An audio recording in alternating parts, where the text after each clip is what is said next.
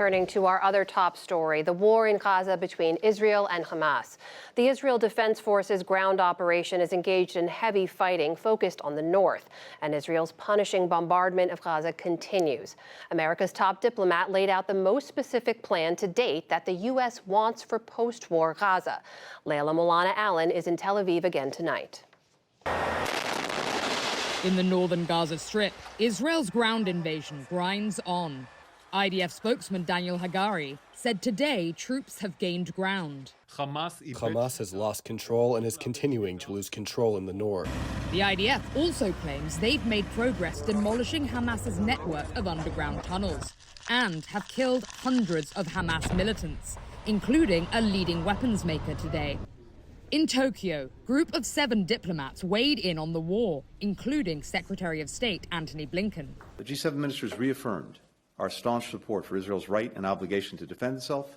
They issued a unified statement after 2 days of intense talks. It backs Israel's retaliation against Hamas while calling for urgent action to help civilians in Gaza. We all agreed that humanitarian pauses would advance key objectives: to protect Palestinian civilians, to increase the sustained flow of humanitarian assistance, to allow our citizens and foreign nationals to exit, and to facilitate the release of hostages.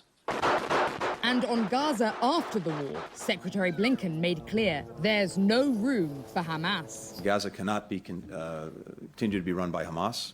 It's also clear that Israel cannot occupy Gaza.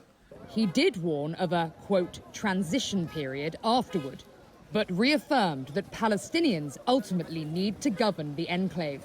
Prime Minister Benjamin Netanyahu said he foresees Israel maintaining security control over Gaza indefinitely, although other Israeli officials later clarified that they don't intend to occupy Gaza after the war. And as the IDF gains ground inside Gaza City, it reports that 32 of its soldiers have now been killed since the ground invasion began. Across the border, IDF soldiers rotating out of the battle zone wait at rest stops like these across southwestern Israel, which has become a staging ground for the war. Many of them are run by volunteers. Kobe and his family started this donations tent on their own dime. Within days, the entire community was pitching in. Now, they're feeding 1,000 soldiers a day. They seem zombies, like they came back from hell. Sometimes they come from the area, and I said, you have soap. I cannot smell myself because it was all from all the bodies. Kobe says Israelis living here are of one mind about the goals of this war. Everyone coming here, they have a mission to save their own kids, to save their own family, whether they were in the killing area and even if they're not, because they know they're coming next. I'm here because I know if I'm not here supporting our soldier, my kids will be next. Back in Gaza, Palestinians packed the roads by foot, car and horse cart, fleeing the fighting in the north for yet another long day. NewsHour producer Shams Odeh was there. We are now in the main street of Gaza City. It's called Salah ad-Din Streets. It's the main street from Gaza, north of Gaza to the south of Gaza. People are crossing since the morning, thousands of them. Left Gaza, crossing the streets to the south, looking for the safety. More than 70% of Gaza's 2.3 million residents have left their homes, including Zaid. We saw everyone evacuating, so we evacuated. They said go to the Nuseirat refugee camp, and here we are, walking.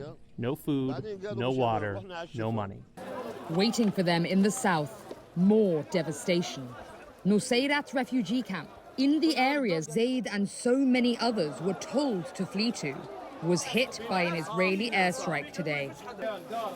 At least 18 people were killed, but others believe the death toll is higher. Gasping for air between sobs, Anas says dozens were killed in his uncle's house.